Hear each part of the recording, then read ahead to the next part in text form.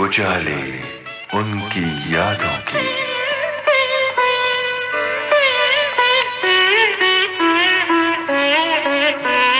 उजाले उनकी यादों की।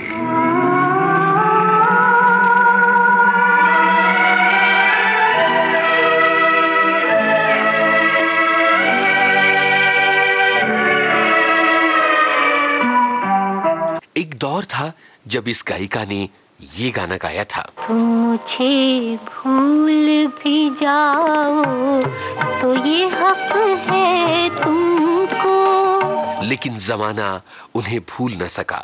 मेरी बात और है, मैंने तो मोहब्बत की है। चाहे दुख हो या सुख, सुधा मल्होत्रा के गाने हमारी तन्हाइयों के साथी हैं। मेरे नदीम मेरे हम सफर उदास ना हो, कठिन सही तेरी मंजिल मगर उदास ना हो। मेरे नदीम मेरे हम सफर। उजाले उनकी यादों के इस कार्यक्रम में सुधा मल्होत्रा। ये प्यार था या कुछ और था, न तुझे पता न मुझे पता। ये निगाहों का ही कसूर था, न तेरी खता न मेरी खता। इनसे बातें की हैं निम्मी मिश्रा ने। जो कुछ तुमको कहना है वो मेरे ही दिल की बात न हो, जो है मेरे ख्वाबों की मंजिल उस मंजिल की बात न हो। श्रोताओं को नमस्कार। दोस्तों, उजाले उनकी यादों की ये एक हमारा ऐसा कार्यक्रम है जिसमें हम उन सभी कलाकारों के बारे में जानना चाहते हैं जो बरसों से हमारे करीब हैं, क्योंकि संगीत जुड़ा है जिंदगी से और फिर फिल्म संगीत तो हमेशा हमारे साथ चलते चलते जिंदगी की खुशियों को हर रंग से सजाता है। और जो कलाकार हैं, जो पार्श्व गायक हैं, उनसे हमारा रिश्ता बहुत पुराना है और कोई कोई गीत तो बहुत ही खूबसूरत बन पड़े हैं। वैसे तो ये सच है कि गया वक्त कभी वापस नहीं आता, पर हम गुजरे दौर के गानों से उस जमाने को तो याद कर लेते हैं। और हमें श्रोताओं बहुत ही खुशी हो रही है कि उसी सुनहरी दौर की जो शख्सियत हैं, बेहद खूबसूरत आवाज़ और ख़ुद भी बेहद खूबसूरत हैं, वो कलाकार इस वक्त हमारे सामने मौजूद हैं और उनकी यादों के उजाले से अब ये कार्यक्रम रोशन होगा। तो ये है सुधा मल्होत्रा। सुधा जी नमस्कार, आपका बहुत बहुत स्वागत। नमस्कार निम्मी जी, मेरे श्रोताओं को बहुत बहुत नमस्कार। आपकी जो मुख्तलिफ सी आवाज़ है और बेहतरीन अंदाज है, उससे आपका एक अलग मुकाम है पार्श्व गायन के क्षेत्र में। तो ये बात तो हम आगे चल के करते ही जाएंगे, पर मुझे लगता है कि शुरुआत करें आपके बचपन से। तो बचपन आपका कैसा था और शुरू से ही संगीत की तालीम ली और क्या कुछ आपने मुझे अपने बचपन याद दिला दिया। बहुत बहुत साल पहले, मैं अपनी उम्र नहीं बताऊंगी लेकिन बहुत साल हो गया। मैंने ऑल इंडिया रेडियो लाहौर में गाना शुरू किया था और छोटी सी थी, मुझे अभी तक याद है, ऐसा लगता है जैसे कल की बात है। 47 से पहले हुआ होगा ना, 46 के करीब। और वहाँ बच्चों के प्रोग्राम में मैंने गाना शुरू किया। कैसे भगवान ने मुझे ये गला दिया कि क्या मेरे माता पिता ने इनको डिस्कवर किया कि मेरे में कुछ टैलेंट है, ऐसा लगता है मुझे। क्योंकि उन्होंने फिर एक टीचर रखवा दिया गाना सीखने के लिए और लोगों के कानों में कुछ आवाज आई होगी तो लोगों ने स्टेज पे बुलाना शुरू कर दिया और मेरे को टेबल पे बिठा के गाना गाना पड़ता था क्योंकि दिखते नहीं थे ना, मैं छोटी सी थी। जी हाँ, जी हाँ। मतलब आपको जो फिल्मी दुनिया में पार्श्व गायन का मौका मिला वो आपको ऐसे ही प्रोग्राम से खोजा गया था? नहीं, वो लाहौर की बात है। फिर हम पार्टीशन के बाद दिल्ली आ गए और मैं गर्मी की छुट्टियों में बॉम्बे आई थी। मेरे ग्रैंडफादर रहते थे तो अनिल विश्वास के पास एक दफा मैं गई। मुझे अभी तक याद है, उनका एक बड़ा सा पियानो था, कमरे में बजा रहे थे और पता नहीं उनको क्या लगा कि कुछ है इसमें बात। जब भी तो उन्होंने एकदम से, नहीं तो वो इतने महान संगीतकार थे, तो उन्होंने कहा अच्छा कि मेरा गाना है, गाओ। तो वो गाना मेरा पहला था और शशिकला का पहला गाना था फिल्म आरज़ू में। उससे मेरी फिल्म लाइन की शुरुआत हुई थी। मेरे ख्याल से 12-13 साल की होंगी मैं तब। अच्छा, ये तो गाना मिला गए नैन। अनिल विश्वास साहब का कोई गाना जो आपको बहुत पसंद है, अभी हम अपने श्रोताओं को सुनवा दें अगर आपको याद आ रहा। सीने में सुलगते हैं अरमा, तराना का बहुत अच्छा है। चलिए ये गाना सुनवाते हैं।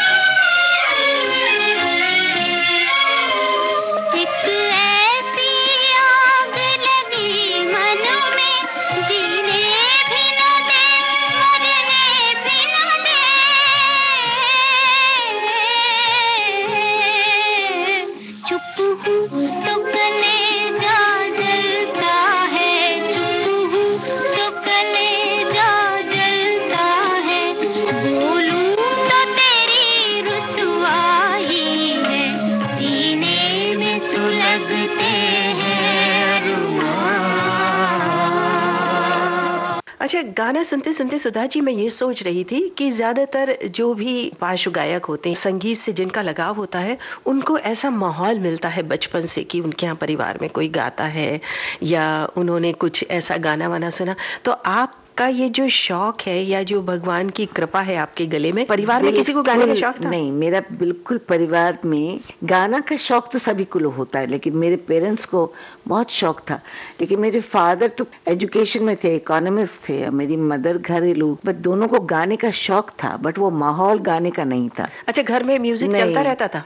वो लोग ऐसे आपस में गाते थे, बट कमर्शियल नहीं था कुछ। अच्छा, रेडियो सुनते होंगे? हाँ, बस रेडियो सुनते हैं और नॉर्मल घर जैसा होता है। आई डोंट नो, मेरे को भगवान ने कुछ दिया होगा वरदान, क्योंकि नॉर्मली जब आप देखती हैं जो होते हैं गायक, उनका माहौल संगीत का वही मैं जानना चाहती थी। मेरे ख्याल से मैं ही एक ऐसी निकली जिसका माहौल ही नहीं था। पता नहीं कैसे भगवान ने मुझे इतना। आपकी मम्मी को कैसे पता चला कि ये तो लड़की तो मुझे मालूम नहीं कैसे पता लगा। नहीं, कभी जिक्र होता हुआ होगा? बिल्कुल नहीं, हमने बात भी नहीं पूछी।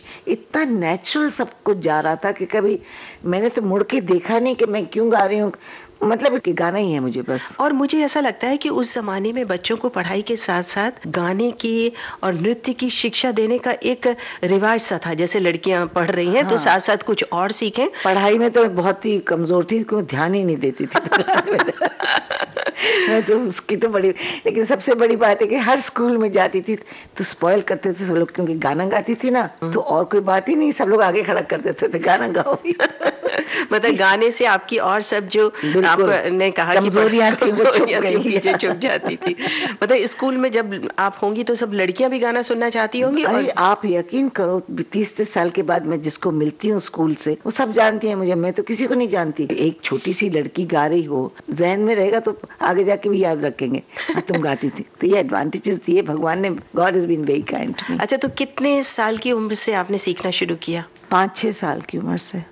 तो बिल्कुल मन लगा के सीखती थी कि उसमें मन भी लगा के सीखती थी मालूम नहीं, लेकिन मेरे मदर को बहुत शौक था, फादर को बहुत शौक था, तो उन्होंने शायद देखा कि गाय ठीक से देखे, क्रेडिट तो उनको ही जाता है। मेरी माँ बताती थी, एक दफा मैं 3 साल की थी या 4 साल की थी, पिक्चर देखने गए तो कुछ बेसुरा हो रहा था, आवाज देविका रानी या कौन गा रही थी, उस जमाने में तो लाइव था ना, तो कुछ स्वर इधर हो गया। मैंने कहा, मैं जोर से चला, ये बेसुरी गा रही है हॉल में। इतनी छोटी, इतना कुछ मैं क्या बोलूं इसके बारे में, मुझे अच्छा नहीं लगता अपनी बात बताना, बट दैट्स द ट्रूथ, ऐसे ही हुआ था। नहीं, पर इस प्रोग्राम में हम आपकी बातें जानने के लिए ही बट मैं अपने आप को बढ़ावा नहीं देना चाहती ज्यादा। नहीं, पर भगवान की इतनी कृपा है आप पे, और बचपन जिसके गले में सुर होता है और मतलब संगीत तो साधना जैसा है, तो वो एक आप पे जो कृपा रही, तभी पता चला होगा कि ये लड़की बिल्कुल सुरीली है आपके माता पिता। एक बात बताऊं निम्मी, जैसे मुझे करना चाहिए था ऑटोमेटिकली आ रहा था। दूसरी भी चीजें करती थी, खेलती भी थी, कूदती भी थी, घूमना फिरना सब करती थी। ये नहीं कि 24 घंटे गाने में लगाया, ऐसा कुछ नहीं था, बाद में जाके हुआ। तो छोटी भी तो बहुत थी। हाँ। और उस जमाने में बच्चे आजकल जैसे स्मार्ट होते भी नहीं, सरल होते हैं, एकदम भोले वाले बच्चे। मुझे याद एक दफा शुरू में ऑल इंडिया रेडियो दिल्ली में मैंने प्रोग्राम किया, तो मुझे एक चेक मिला 30 रुपए का। मैंने कहा 30 रुपए का चेक क्या करूं? तो मैंने अपने फादर को बोला, मुझे इसमें मेरे लिए हाई हील का जूते चाहिए। तो जाके चाइनीज ग्रीन रंग का, अभी तक याद है, जूते खरीद के लाई थी अपने लिए। तो छोटी छोटी बातें दिमाग में रह जाती हैं। हाँ, वो तो है ही। अच्छा, और जब पहली बार आपने गाना गाया, अनिल विश्वास साहब ने आपका गाना सुना और फिल्म में एक बार गा लिया, तो उससे पहले गुरुजी कौन थे आपके सबसे पहले जिनसे आपने शास्त्रीय संगीत सीखना शुरू किया? उनका नाम था देशबंधु सेठी। फिर उसके बाद मैं दिल्ली में आई तो कुछ समय मैंने पंडित अमरनाथ जी के राना घराना उनका सीखा, और उसके बाद फिर मैं बम्बई आ गई थी। जब फिल्म लाइन में गाना शुरू किया तब मैं इतना ज्यादा क्लासिकल पे ध्यान नहीं दे रही थी जितना कि बाद में देना शुरू किया। सो यहाँ जब मैं आई और मैंने देखा कि अब सब लोग बुला रहे हैं, क्योंकि गाना गा के चली जाती थी, भोपाल मेरे पेरेंट्स थे पार्टीशन के बाद, तो वहां जाके पढ़ती थी मैम, लेकिन फिर टेलीफोन आते थे कि आप आइए गाना गाना है, तो फिर डिस्टर्ब तो होता था। फिल्म लाइन में जाओ, मेहनत करो, तो स्टडीज कहाँ होंगी। फिर मेरे पेरेंट्स ने, मेरे नाना जी यहाँ रहते थे तो उनके पास रहना शुरू किया और मेरा करियर स्टार्ट हुआ। अच्छा, भोपाल आपकी यादों में किस तरह है? भोपाल की यादें मोस्ट नॉन म्यूजिकल सिटी। तबले वाले नहीं मिलते थे उस जमाने की बात, आजकल तो बहुत बढ़िया हो गया। एक ही तबले वाले थे बेचारे, सब जगह नवाब साहब के उसमें थे वो, इसलिए क्योंकि वहाँ कव्वाली वगैरह ज्यादा होती। भोपाल में मैंने इतना गाया नहीं शुरू में। अच्छा, पढ़ाई भोपाल में हुई शुरू? हाँ, मेरे फादर वहाँ प्रिंसिपल थे कॉलेज में। क्लास जाओ नहीं जाओ फर्क नहीं पड़ता, सारा टाइम बॉम्बे काम करते। तो आना जाना ये कितने सालों तक चला? से आना जाना कुछ 3-4 साल चला। फिर मैंने बीए पास किया भोपाल से प्राइवेटली। अच्छा। उसके बाद फिर मैंने बॉम्बे रहना शुरू कर दिया, नाना जी के पास। हाँ, क्योंकि फिर वो काम इतना था कि फिर आना जाना मुश्किल था। रोज तो रिकॉर्डिंग्स होती थी, सुबह रिकॉर्डिंग करो, कभी शाम को रिकॉर्डिंग करो। फिर मैंने क्लासिकल का रियाज स्टार्ट किया बराबर करना। और तब गुरुजी कौन थे? तब अब्दुल रहमान खान, ये पटियाला घराने के थे, और क्या कहूँ बहुत ही अच्छे। पटियाला घराने की जो खासियत है उसके बारे में आपको किसी ने कहा कि आप ये सीखिए आपके गले में? जी हाँ, आपने बिल्कुल याद अच्छा दिला दिया। मुझे याद है हुसन लाल भगत राम उस जमाने के बड़े नामी म्यूजिक डायरेक्टर थे, उनके पास में गई थी गाना गाने, गाना याद नहीं कौन सा, तो उन्होंने देखा होगा कि इस लड़की को कुछ जरूरत है, आवाज में कुछ कमी है, तो बोला आप पंजाब घराना सीखिए, और नाम बताया अब्दुल रहमान खान का। वो दिन और आज का दिन मैं उसी को वो फॉलो करती रही। वो उस्ताद मुझे मिले और इतनी लकी हूँ कि उन्होंने इतनी मेहनत करी मेरे ऊपर, आजकल कोई नहीं कर सकता। 6-6, 8-8 घंटे रियाज कराते थे मेरे को बैठ के, ऐसा आजकल के जमाने में कौन मिलेगा 1 घंटा बैठ नहीं, और वो धीरज भी नहीं है लोगों में, उस मतलब एकदम से पा लेना चाहते। अच्छा हाँ, यही मैं जानना चाहती थी कि उस जमाने में जो गुरु होते थे वो थोड़े से कड़क भी होते थे और बहुत नियम पालन करने के लिए कहते थे कि आप सुबह उठ कर रियाज करिए, फिर शाम को करिए। 7 बजे मेरे घर पे मेरे को सब लोग उठाते थे, उठो गुरुजी आ गए। इतना उन्होंने मेरे से रियाज कराया, बहुत बहुत ही अच्छे। देखिए भगवान की कोई ऐसी मेरे पर मेहरबानी थी कि गुरु भी अच्छे मिल गए, तो सब कुछ मेरे आगे सुविधा होती जा रही थी। जी सुधा जी, भोपाल की भी बात हो गई और अब आप मुंबई आ गई, तो मुंबई में आपकी दिनचर्या गाने के अलावा और क्या रहती थी, किस तरह से? बस गाना ही था, और क्या कर सकती थी। सुबह रियाज किया, रिकॉर्डिंग के लिए तैयार हुई, रिकॉर्डिंग करते करते 4-5 बज गए, वापस आई थकी मांदी, और क्या। और तलत जी, मना डे, हम लोग सब मिलते थे। फिर हमारे घर में भी काफी लोग आते थे।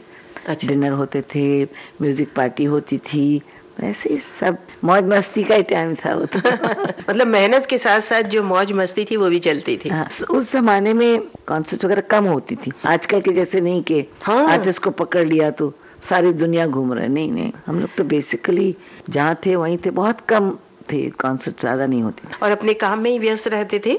और एक जमाने की जो रफ्तार थी वो थोड़ी सी धीमी थी, तो उस हिसाब से ही सब चलता था। हाँ देखिए, जब भी तो सबको टाइम था, ललित जी घर आ जाते थे, मनादा घर आते थे, अनिलदा घर आते थे, सब लोग घर में बैठ के म्यूजिक गाते थे, इतना टाइम था सबके पास। आज के जैसा थोड़ी है। हाँ, उस दौर को याद कुमार, कामनी कौशल, हम लोग सब मिलते थे। अच्छा सुधा जी, आपने अभी बात की कि उस वक्त बहुत समय होता था, लोगों के पास आपस में मिलते थे, जुलते थे।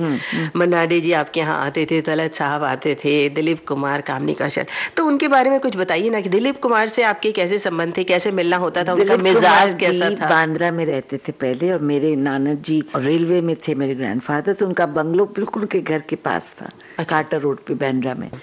तो वो ट्रेन से जाते थे, व्हाइट शर्ट व्हाइट पैंट में, सच ए गुड लुकिंग मैन। और मैं भी छोटी थी, मैं भी ट्रेन में जाती थी, कई दफा मुलाकात होती थी। अच्छा। और ऑफ कोर्स मेरे से तो सीनियर थे वो। और फिर हमारे घर भी उनका आना जाना रहता था, क्योंकि मेरे मामा मामी जी उनको जानते थे, उनकी बहनें मेरी फ्रेंड्स थी, ब्रदर्स थे छोटे, वो मेरे हस्बैंड के फ्रेंड्स थे बाद में जाके। अच्छा। तो काफी मतलब हमारा संबंध था आपस में। और उनका आना जाना ऐसे ही रहता था, ज्यादा तो नहीं, क्योंकि बिजी थे वो भी अपनी लाइफ में काफी, लेकिन कभी बुलाना हो, कोई फंक्शन हो तो जरूर आते थे। गाने के तो बहुत शौकीन थे, बहुत ज्यादा। और वो खुद कितना अच्छा गाते थे, उन्होंने कितना अच्छा गाना गाया। बहुत शौकीन थे गाने के, और उर्दू शायरी के बहुत शौकीन थे। अच्छा अच्छा। और कामनी कौशल भी मेरी मामी जी की फ्रेंड थी, हमारी फैमिली फ्रेंड मतलब। अच्छा। तो वो तो अभी तक मेरी फ्रेंड है। तो आपसे मिलना जुलना होता है अभी? दिलीप कुमार साहब और कामनी कौशल? दिलीप कुमार साहब अब तो नहीं मिलते बिल्कुल। अच्छा। वो ज्यादा कहीं निकलते भी नहीं। और बट कामनी जी मिलती हैं, वो अभी भी एक्टिव है। उमा जी ऐसे जिनका नाम है, काम भी करती हैं। हाँ, थोड़ा बहुत करती थी। हमारे घर में जो भी शादी होती थी तो दिलीप कुमार जी जरूर आते थे, और उनको बुलाते थे, और जैसे महफिल जम रही है तो शायरी वगैरह करते थे, अच्छे शेर पढ़ते थे, सुनते थे, पसंद करते थे। तो लेकिन अभी इतना उनको याद नहीं रहता ना। अच्छा, तो मैंने एक दफा कोशिश। अच्छा, आपकी शादी में आए थे? मुझे याद नहीं, लेकिन जरूर आए होंगे। कितना अच्छा लगता है ना पुराने दिनों को याद करना। वेल, आप याद करा रही, मैं तो सोचती भी नहीं हूँ अपनी बातें पुरानी।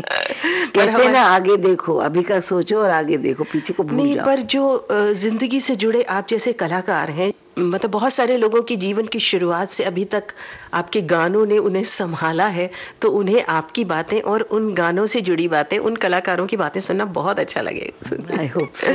अच्छा, तो अभी कौन सा गाना आपको याद आ रहा है? हम वो सुनवा देते हैं अपने श्रोताओं को।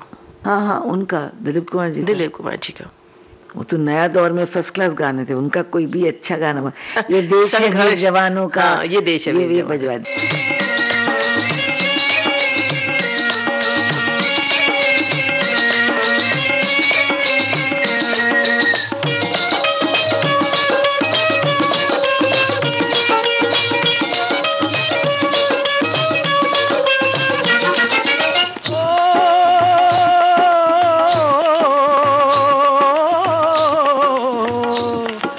देश है वीर जवानों का, अलबेलों का, मस्तानों का, इस देश का यारो, इस देश का यारो क्या कहना, ये देश है दुनिया का गहना।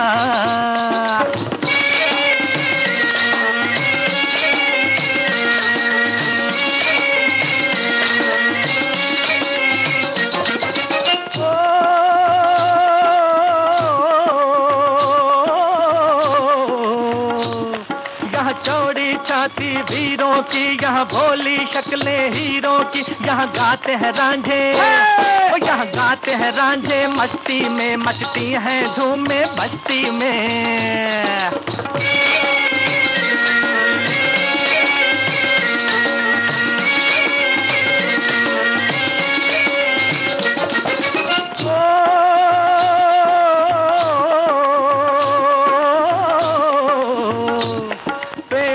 बहारे झूलों की, राहों में कतारे फूलों की, यहाँ हंसता है सावन, यहाँ हंसता है सावन, बालों में खिलती हैं कलियां गालों में।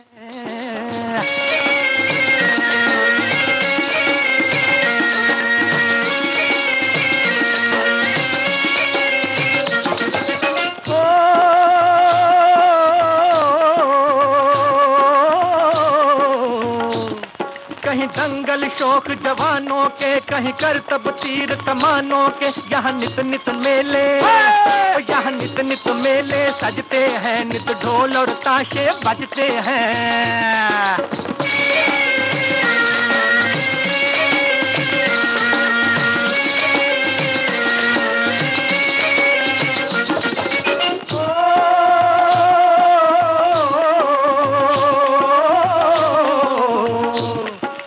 भर के लिए दिलदार है हम, दुश्मन के लिए तलवार है हम, मैदान में अगर हम डट जाएं, मुश्किल है कि पीछे हट जाएं।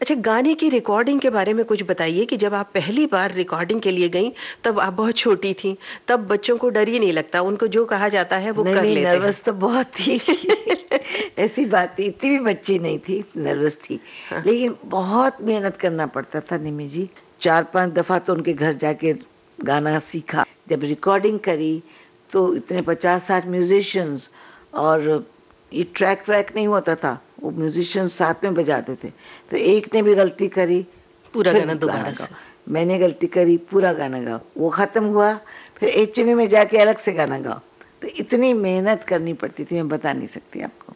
अच्छा, गले पे तो इसका कोई असर नहीं होता था?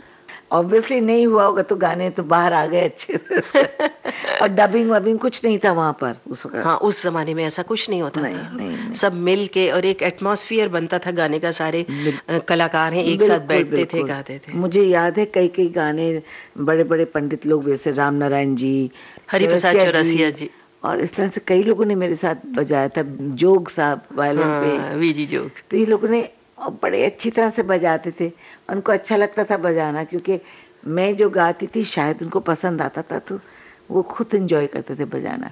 तो मेरा म्यूजिशियन से कांटेक्ट बड़ा अच्छा था, जो भी वो बजाते थे मैं उनको नकल करने की कोशिश करती थी, या जो मैं गाती थी वो बजाने की कोशिश करते थे। तो मतलब कोऑर्डिनेशन बहुत था।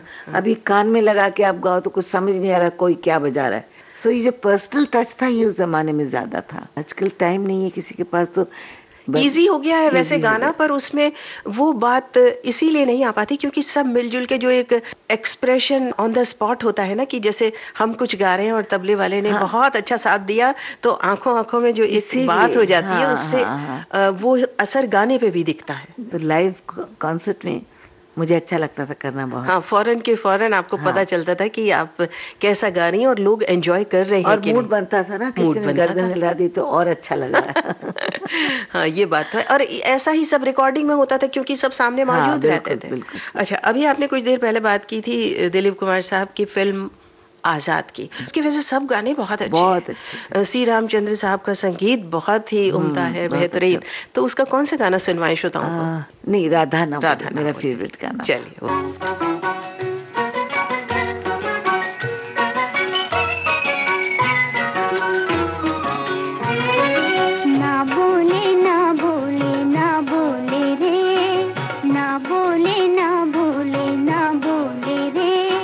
घूंघट के पटना खोले रे, राधा ना बोले ना बोले ना बोले रे।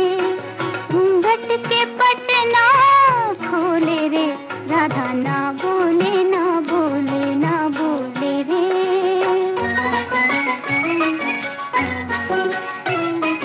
राधा की लाज भरी अखियों के डोरे, राधा की लाज भरी अखियों के डोरे, देखोगे कैसे अब गोकुल के छोरे, देखोगे कैसे अब गोकुल के छोरे। देखो मोहन का मनवा डोले रे, राधा ना बोले ना बोले ना बोले रे, ना बोले ना बोले ना बोले रे। घूंघट के पटना खोले रे, राधा ना बोले ना बोले ना बोले रे।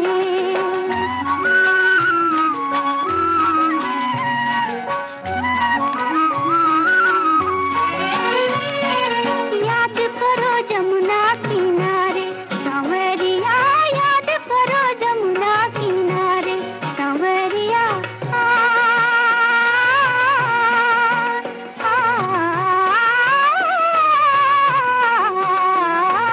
याद करो जमुना किनारे सांवरिया। थोड़ी थी राधा की काहे गगरिया, थोड़ी थी राधा की काहे गगरिया। इस कारण ना तुम संग बोले रे, राधा ना बोले ना बोले ना बोले रे, ना बोले ना बोले ना बोले रे। घूंघट के पटना खोले रे, राधा ना बोले ना बोले ना बोले रे।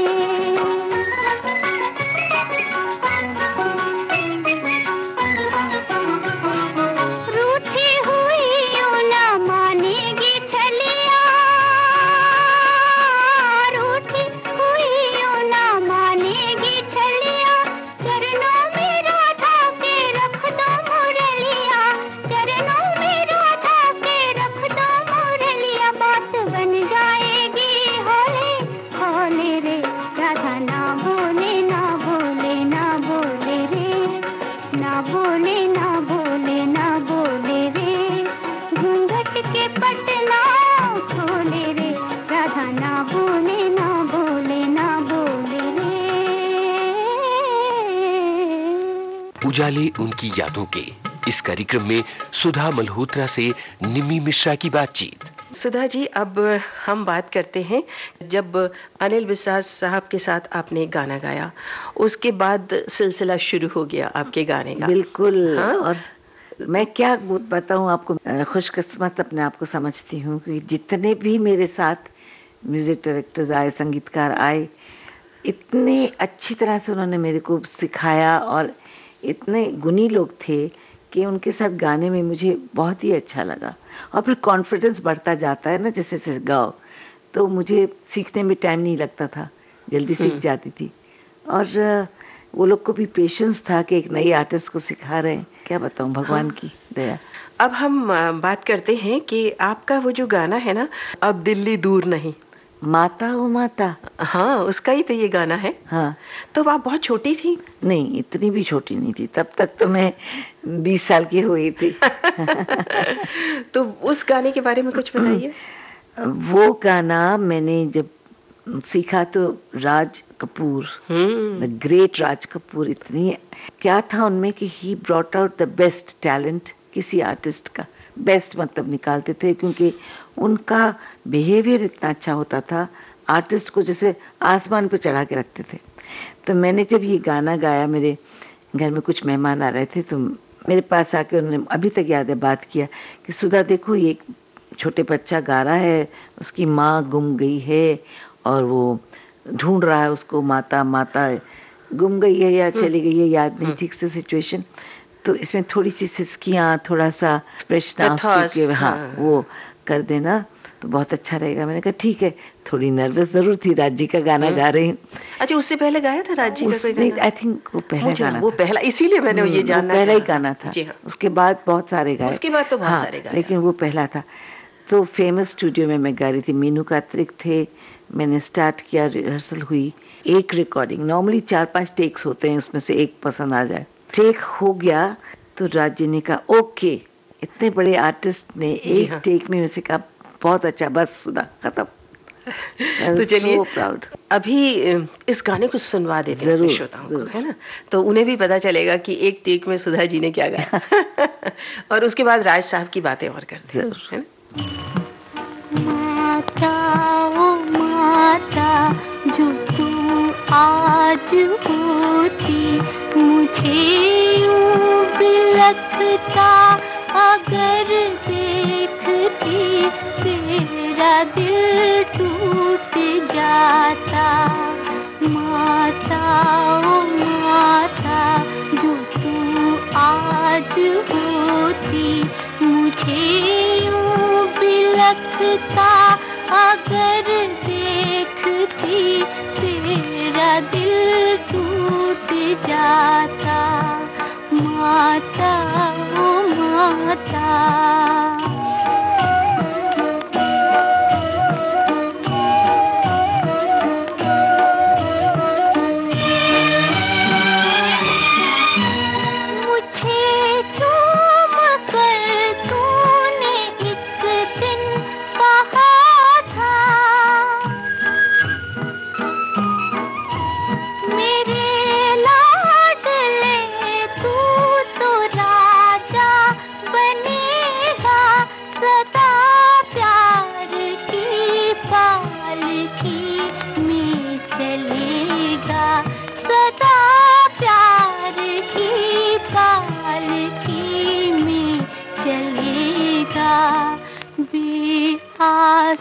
बेघर मैं फिरता हूँ दर दर, मुझे यूं भटकता अगर देखती, तेरा दिल टूट जाता।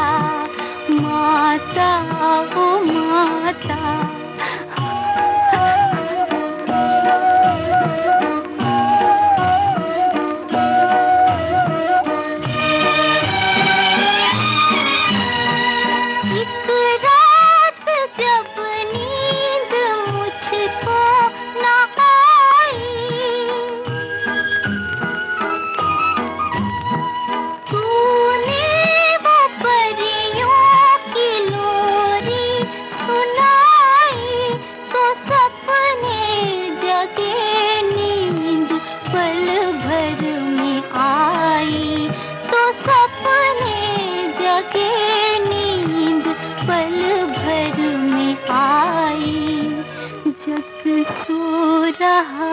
है मैं जागूं अकेला, मुझे यूं तड़पता अगर देखती, तेरा दिल टूट जाता। माता ओ माता जो तू आज होती, मुझे यूं बिलखता अगर देखती, तेरा दिल टूट जाता। माता ओ माता, माता ओ माता। इस गाने से पहले सुधा जी हम राज साहब की बातें कर रहे थे, तो गाने तो आपने उनके पहला ये गाया, फिर उसके बाद और भी गाए कई के सारे, पर राज साहब से आपका कैसा मतलब दोस्ताना या फैमिली जैसे होती है ना, फैमिली फ्रेंड्स बन गए थे हम लोग, क्योंकि मेरे मामा मामी सब उनके एज के थे ना।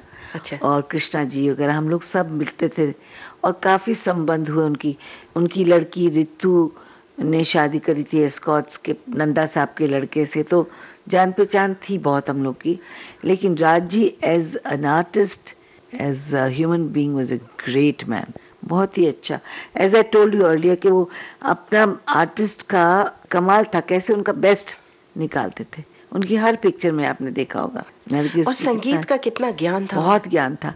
उनकी खुद की पार्टीज होती थी, बड़ी बड़ी दिवाली की, सब लोग आते थे, मुझे कहते थे सुधा ये सब बोरिंग टाइम नहीं वेस्ट करो, तुम मेरे पास आके बैठ जाओ, हम लोग गाना गाएंगे। अच्छा, पार्टीज में वो खुद भी गाते थे? नहीं, जोर से नहीं गाते थे, हम लोग अलग से जाके अपने अपने गाने सुनाते थे एक दूसरे को।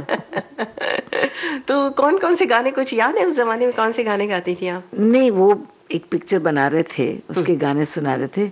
बाबुल चिंता मत करियो चली जाऊंगी परदेस, बड़ा अच्छा गाना बना रहे थे वो। अच्छा। अनफॉर्चुनेटली बना नहीं, क्योंकि फिर तब उनका देहांत हो गया, वो पिक्चर नहीं बनी, लेकिन उनके आइडियाज बहुत थे। अच्छा, ये एक म्यूजिक डायरेक्टर है ना, क्या नाम है उनका, जिन्होंने वो गाना गाया था शाम तेरी बंसी? हाँ, रविंद्र जैन जी। उनको राज जी के घर में लेके आए थे कोई, तब तक उन्होंने स्टार्ट नहीं किया था म्यूजिक देना। तो राज जी ने मुझे बिठाया था, मैं वहीं थी, तो उनके गाने सुने और कैसे पूछा कैसे गा रहे हैं, कैसे बना रहे हैं। मैंने कहा बहुत अच्छा राज जी। तो उसके बाद फिर उनको बड़ी चांस मिला।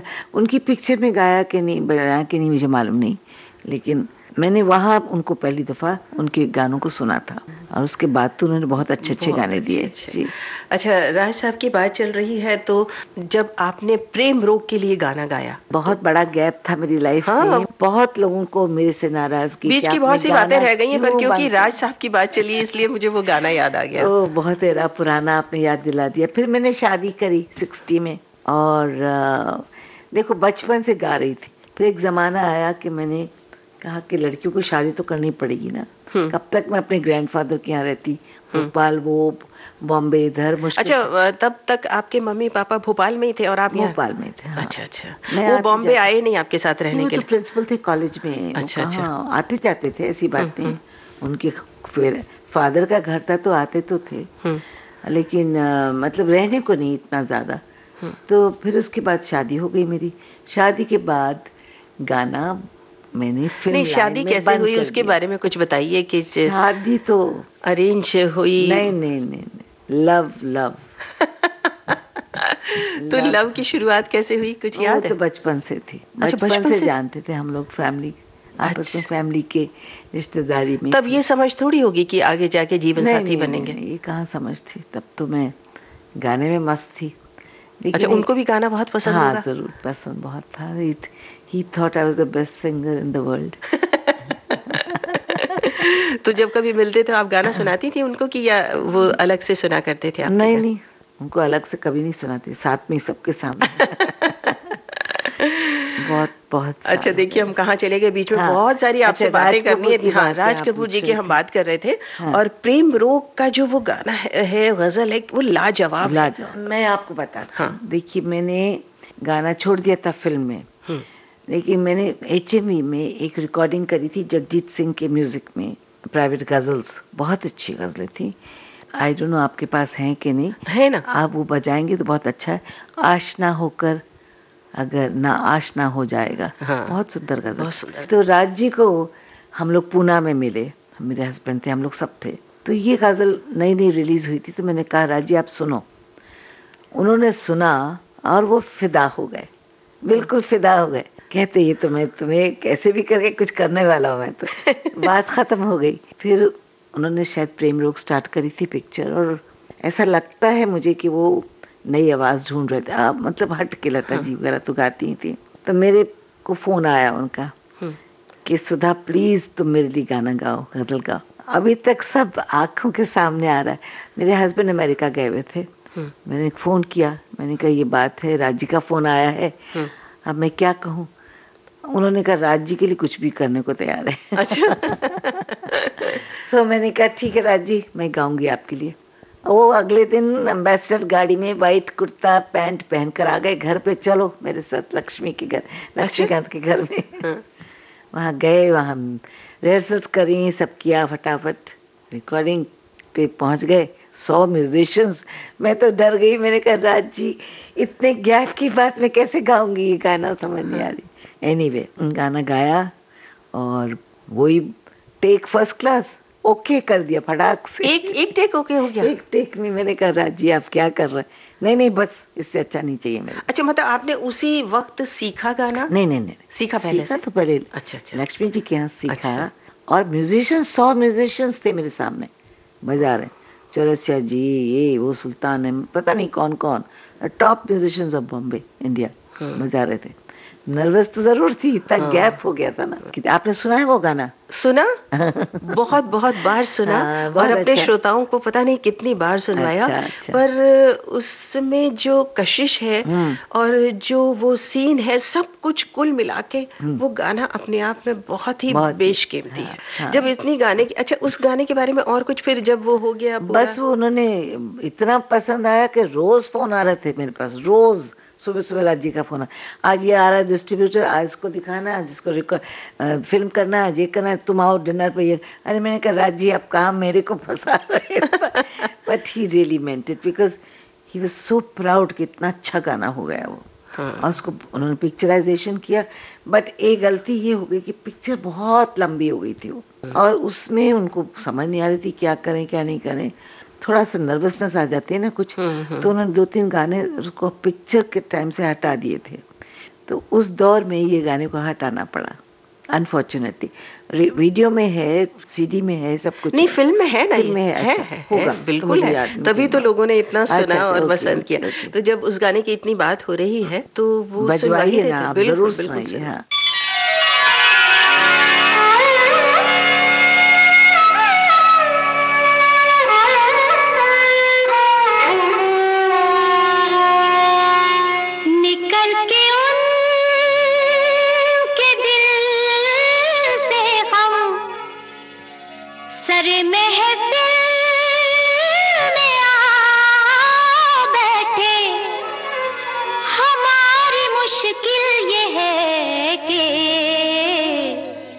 बड़ी मुश्किल में आ बैठे।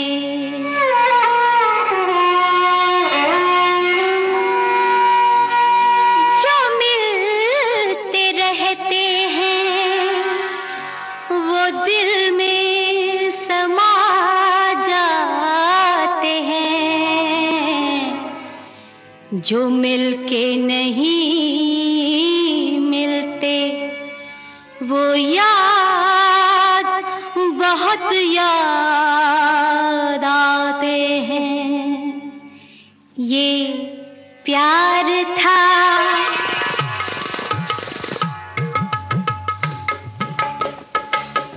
ये प्यार था या कुछ और था, ये प्यार था, ये प्यार था या कुछ और था, न तुझे पता न मुझे पता, ये प्यार था, ये प्यार था या कुछ और था, न तुझे पता न मुझे पता, ये निगाहों का ही कसूर था, ये निगाहों का ही कसूर था, न तेरी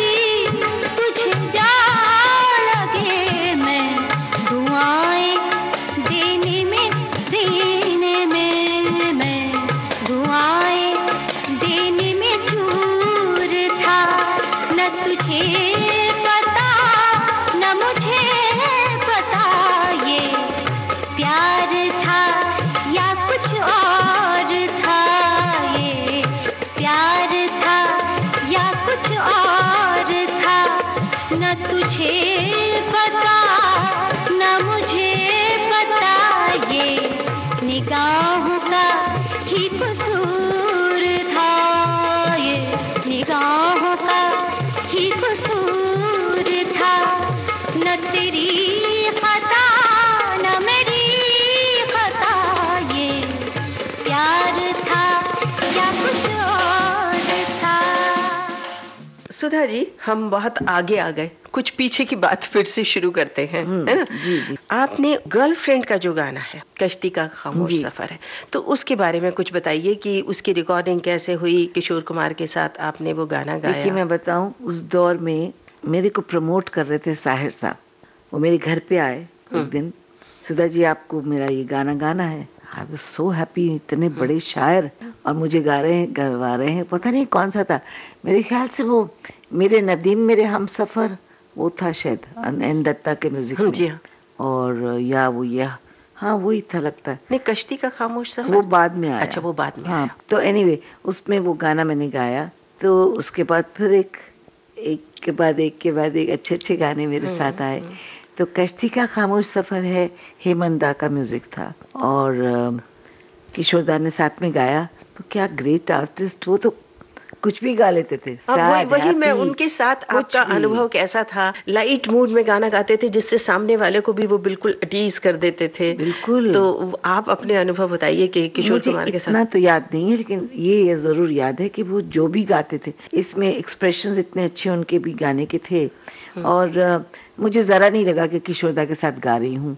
कंफर्टेबल फील किया क्योंकि आराम से गा रहे थे। मैंने भी अच्छी तरह से गाया और सपोर्ट तो सबका था मेरे पास। हेमंदा को जानती थी तो बड़ा अच्छा, मतलब कुछ खास इतनी बात नहीं हुई, तारीफ ही तारीफ होती रही, बस इतना जानती हूँ और कुछ नहीं। अच्छा, किशोर कुमार के साथ आपकी वैसे मेल मुलाकात और बात? नहीं, ही बड़े रिजर्व थे, वो ज्यादा नहीं मिलते थे। अच्छा। वो अपनी दुनिया में रहते थे, ज्यादा किसी से मिलते नहीं थे। ऐसा लगता था कि वो बहुत हंसमुख हैं।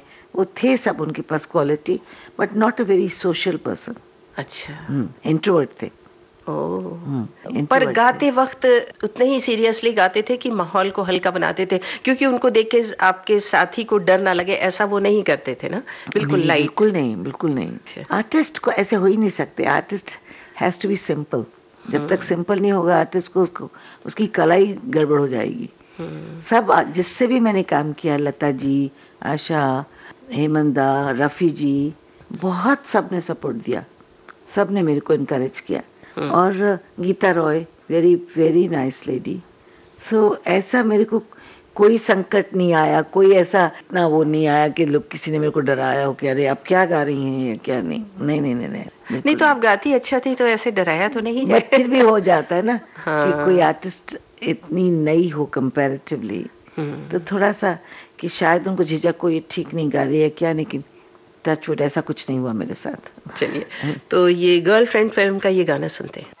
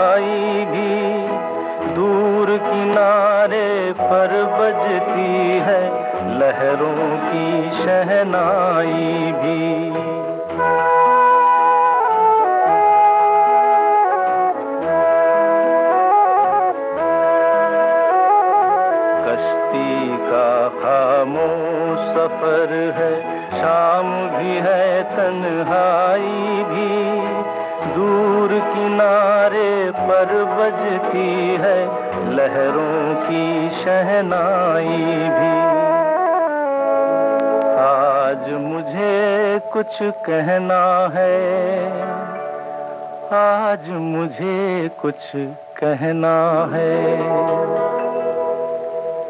लेकिन ये शर्मीली निगाहें मुझको इजाजत दे तो कहूँ, खुद मेरी बेताब उमंगे थोड़ी फुर्सत दे तो कहूँ,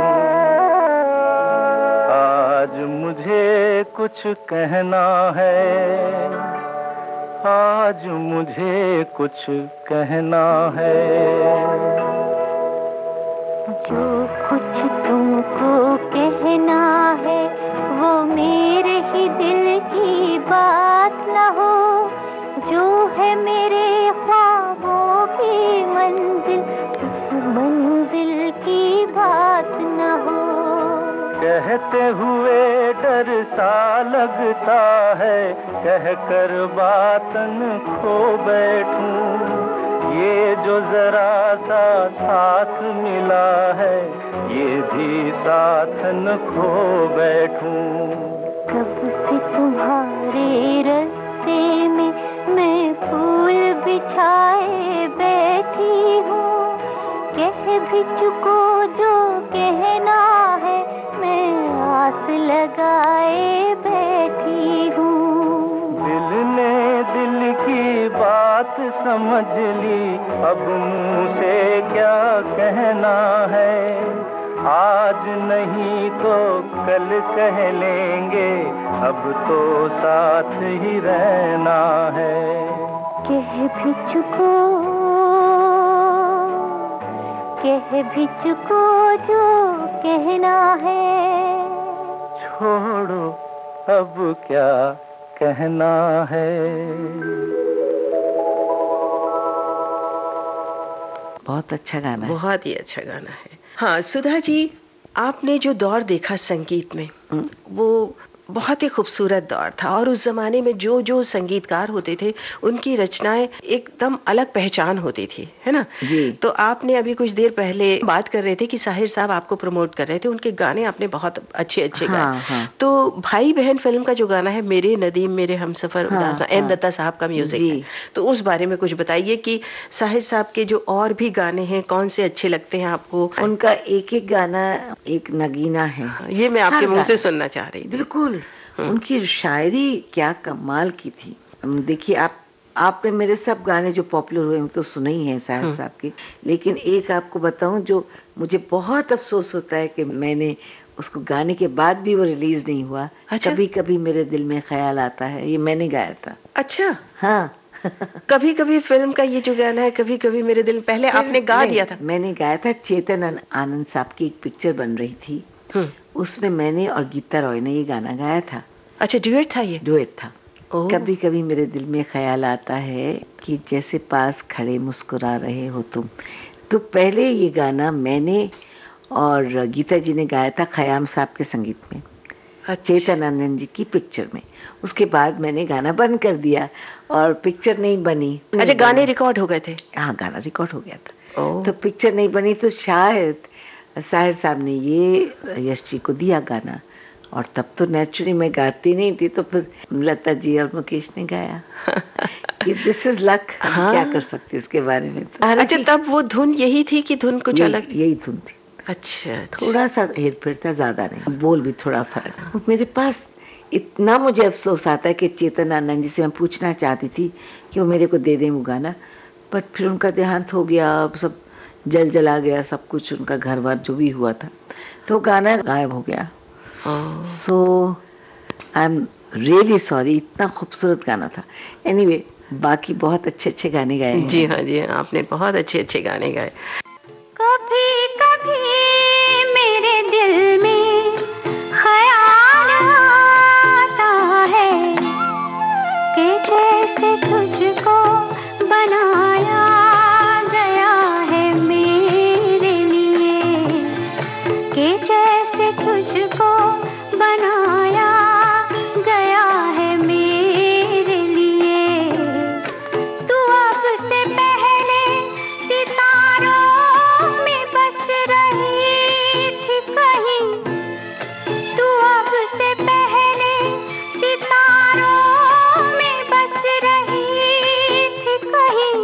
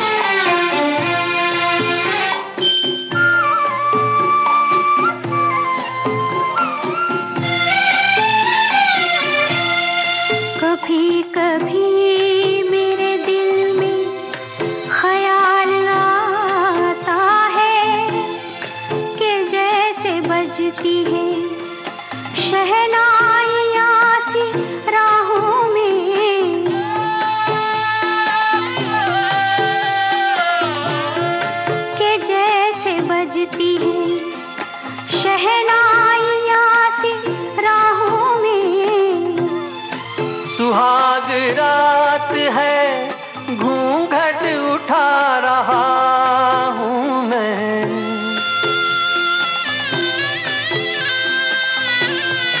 सुहाग रात है, घूंघट उठा रहा हूँ मैं। सिमट रही है तू शर्मा के अपनी बाहों में। सिमट रही है तू शर्मा के अपनी बाहों में।